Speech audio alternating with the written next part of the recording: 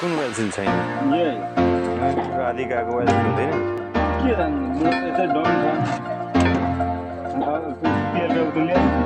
कहिले फेरि युट्युबमा हाल्छ मलाई थाहा छैन म साथी नआउनु पर्छ